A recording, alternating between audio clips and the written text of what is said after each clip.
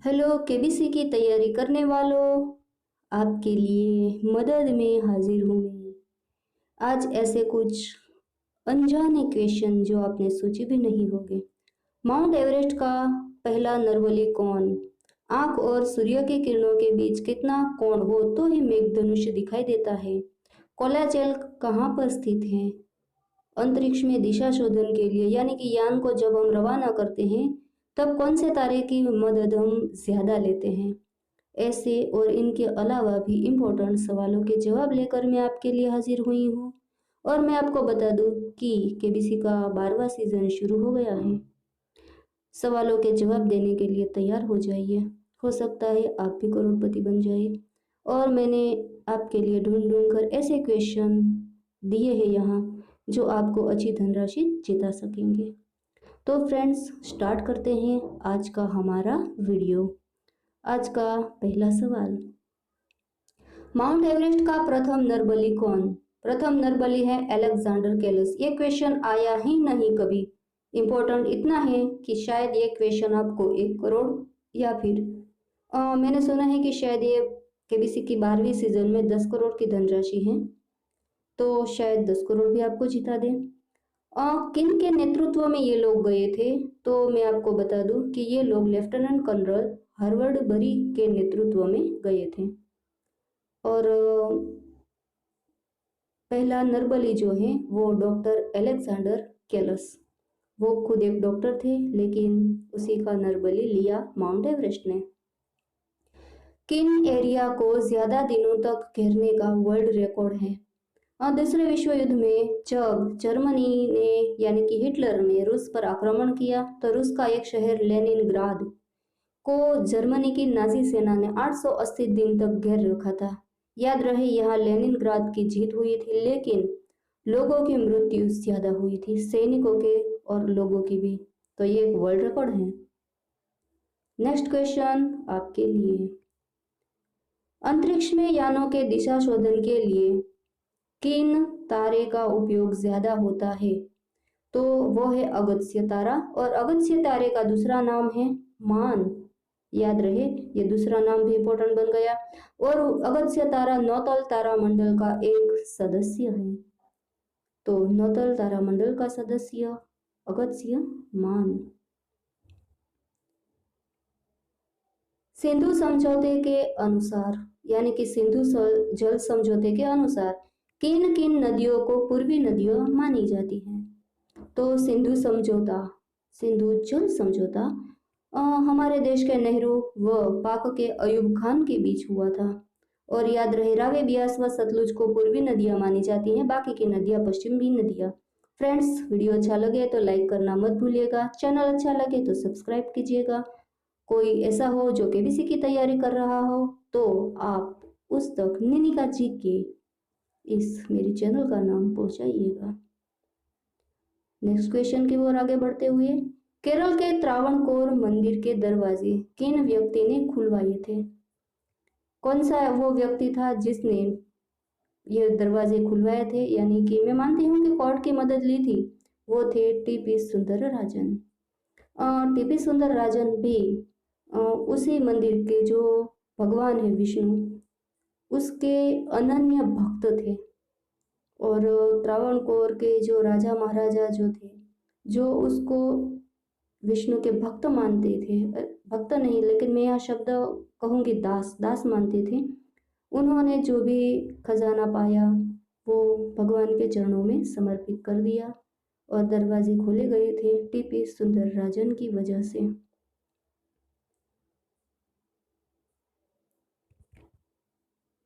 परदेशी हुकूमत के सामने भारत का पहला विद्रोह कोलाचेल के सागर किनारे हुआ।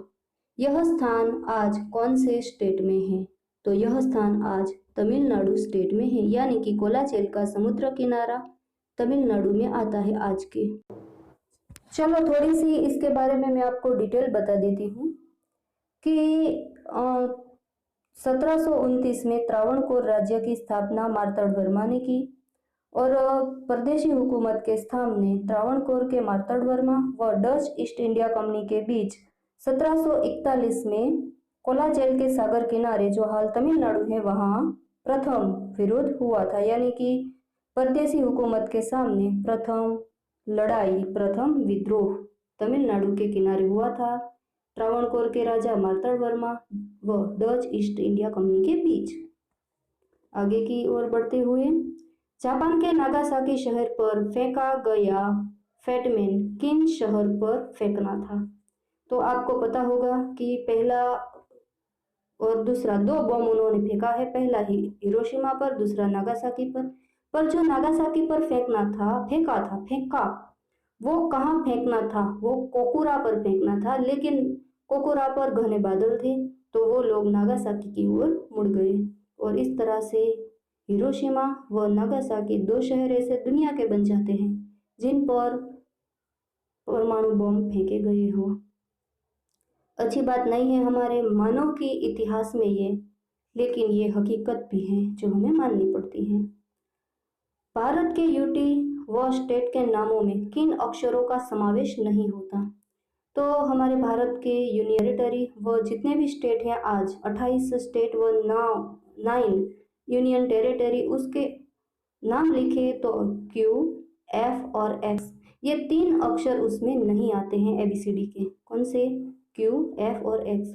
ये क्वेश्चन पूछा जाए तो क्यू, एफ, एक्स 3 तो ऑप्शन में आएंगे ही, चौथा कोई भी अक्षर रख देंगे ये लोग, और आपको कहा जाएगा कि कौन सा अक्षर नहीं आता है, तो ये 3 आते हैं, बाकी का जो भी अक्षर रखा जाएगा नहीं आता। आगे बढ़ते हुए, दिलीप पेरुलकर कहाँ से पकड़े गए थे?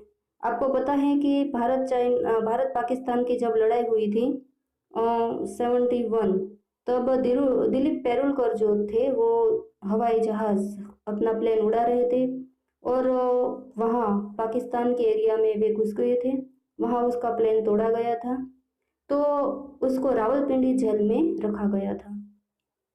अब वो वहाँ रावलपिंडी जेल से भागे, लेकिन लांदी कोटाल नामक स्थान पर वे पकड़े गए और उसे जाना था लांदी खाना। ये कहाँ आता है एरिया? अफगान बॉर्डर पर, क्योंकि यदि वे भागे तो भारत की ओर ही पाकिस्तान के सैनिक उसे ढूंढेंगे, लेकिन वे विरुद्ध दिशा में अफगानिस्तान की ओर भागे थे। लांदी कोटाल पकड़े गए थे, लांदी खाना जाना था, वहां से अफगान बॉर्डर पार करनी थी, पाकिस्तान की बॉर्डर। यूं तो सेल्फी के अतिरिक्त को क्या कहोगे? कई लोगों के फोन ऐसे होते हैं कि सिर्फ उसकी सेल्फी सेल्फी सेल्फी, ये साहू और वैसा मुंह, और कितनी सेल्फियां होती हैं बस, और खुद की फोटो देखते ही रहते हैं। तो इस मानसिक अतिरेक को, इस मानसिक सिचुएशन को नार्सिसिज्म कहते हैं। बहुत इंपॉर्टेंट हो जाता है फ्रेंड्स। मैं वीडियो तो अच्छे बनाती हूँ, लेकिन मैं मानती हूँ कि मेरे सब्सक्राइबर्स कम हैं, मेरे वीडियोस कम देखे जाते हैं, लेकिन इसका मतलब ये भी नहीं कि मेरे वीडियो में दम नहीं, बहुत अच्छे हैं। इसे रेफर कीजिएगा, बुक बनाइएगा और उसमें ये सब लिख लीजिएगा। दुनिया का एकमात्र देश जो अपनी पोस्ट स्टैंप पर अपना नाम नहीं लिखता, अपने देश का नाम नहीं लिखता, वो है ब्रिटेन। ब्रिटेन दुनिया का एकमात्र ऐसा देश है जो पोस्ट स्टैंप तो रखता है, लेकिन अपने देश का नाम पोस्ट स्टैंप पर नहीं लिखता। तो फ्रेंड्स, कोई ऐसा हो केबीसी की तैयारी कर रहा हो तो आप ये लिंक उन तक पहुंचाइएगा। आगे बढ़ते हैं। हो सके आपका कोई दोस्त, कोई जान पहचान वाला इस वीडियो में से कोई क्वेश्चन को याद रखेगा और अच्छी वहां पहुंचा तो अच्छी धनराशि जीत पाएगा, हो सकता है। सिनेमा थिएटरों का पाटनगर किसे कहा जाता है? बेंगलुरु को। पहले भी इसे ही कहा जाता है, आज भी इसे ही कहा जाता है। बेंगलुरु सिनेमा थिएटरों का पाटनगर है। कितना छोटा सा सवाल, लेकिन कितना इम्पोर्टेंट। तो मैं ढूंढ कर आपके लिए कुछ ऐसे क्वेश्चन लेकर आई हूँ जिसके बारे में आपने सोचा भी नहीं होगा कभी। आज जब जन गण मन की सिर्फ 4 लाइन हम गा रहे हो, तब कितना वक्त लेना चाहिए? तो जन गण मन की जब सिर्फ हम 4 लाइन गा रहे हो तो शुरुआत की 2 लाइन व लास्ट की 2 लाइन गाई जाती है, तो उसमें कुल वक्त होता है 20 सेकंड। तो आपको पता होगा कि जन गण मन पूरा गाने में कितना वक्त लगता है, लेकिन उसको जब शॉर्टकट में गाना हो तो 20 सेकंड में उसका समय होता है, 20 सेकंड में खत्म करना होता है। मेघधनुष बनने के लिए दिखने के लिए सूर्य किरणें और हमारी आंखों के बीच कितना अंश होना चाहिए, कितने डिग्री का कोण होना चाहिए? 41.47 का। यदि यह कोण हमारा सूर्य किरणें व हमारी आंख के बीच खत्म हो जाता है तो हमें मेघधनुष्य नहीं दिखाई देता है। मैं आपको बता दूं कि मेघधनुष्य जो होता है वो संपूर्ण गोल होता है, लेकिन हमारी आंखें जो है क्षितिज के उस पार नहीं देख सकती, इसलिए हमें आधा ही मेघधनुष दिखाई देता है। लेकिन यदि आप पायलट हैं तो आपने कभी कभार पूरा मेघधनुष देखा होगा। नेक्स्ट क्वेश्चन, आजाद भारत का पहला स्कैंडल। अरे भाई, कई वर्ल्ड रिकॉर्ड हमारे देश के नाम है, तो ये वर्ल्ड रिकॉर्ड कौन सा है देख लेते हैं। आजाद भारत का पहला स्कैंडल, जीप स्कैंडल। वाह भाई वाह, हमने हर किसी में नाम कमा लिया। आजाद भारत का पहला स्कैंडल, क्या बात है। जीप, आपको पता है ना, वो 4 व्हीलर गाड़ी होती है, उस जीप का बात है ये। आज का लास्ट क्वेश्चन, रावण के ध्वज में कौन से संगीत वाद्य का चिन्ह था? इस वक्त तो रावण नहीं है इसलिए था, तो रावण जो है वो वीणा अच्छी बजाता था, तो रावण के ध्वज में वीणा जो है उसका चिन्ह था। तो रावण, राम रावण युद्ध, रामायण महाभारत, ये सब क्वेश्चन इंपॉर्टेंट बन जाते हैं। क्वेश्चन यानी कि ये सब पॉइंट। जलियांवाला बाग, इस वक्त गांधी जी की 150वीं जन्म जयंती, 151वीं जन्म जयंती आ रही है, तो उससे जुड़े रिलेटेड क्वेश्चन ये सब आएंगे। तो फ्रेंड्स, इस वीडियो में इतना ही। आगे भी मैं आपके लिए वीडियोस लाती रहूँगी। तब तक के लिए tata bye bye, see you.